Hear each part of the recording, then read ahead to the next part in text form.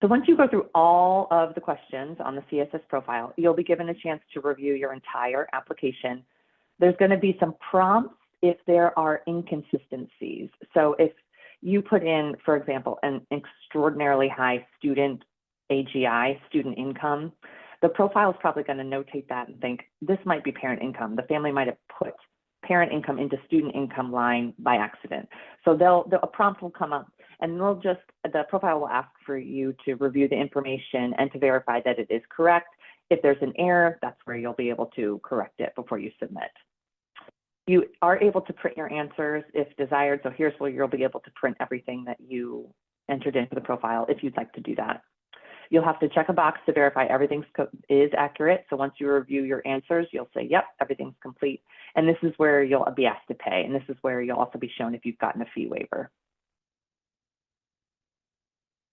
There is a dashboard on the CSS profile. You can access this anytime. And this is really your landing page. This is where a lot of your information is. So if you log into the profile, you can go to your dashboard. That's where the application status is going to be for every school, whether you submitted the application, whether it's been received. Every college that you've listed on your profile, it's going to be the submission date. So when you sent the profile to that school, the deadline for the school, any additional requirements. So maybe that school is requiring a non-custodial profile or additional documentation. That'll be on your dashboard. Any next steps, your payment receipt.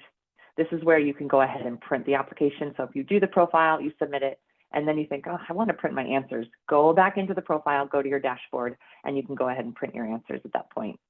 This is also where you can add a college. So this is a question we get a lot. What if you send your profile to 3 schools, you're finished with it, and then your child decides, I want to apply to one more school and it requires the profile. Log back in, go to your dashboard. You can add the school right on your dashboard, and this is where you'll just have to pay that $16 again. There will also be a link to IDoc. We'll talk about that. That's on your dashboard. This is also where you can add your non-custodial parent's email address. So if you haven't done that already, and you've noticed that as a student, you have a non-custodial parent that needs to fill out a profile. If you haven't notated the email address of that non-custodial parent, you could do so in your dashboard, and you can send that request to fill out that profile. Also on that page is that student CB FinAid ID. So every student has a basically College Board Financial Aid ID. You can find that right on the dashboard. There is a new feature, this was new last year.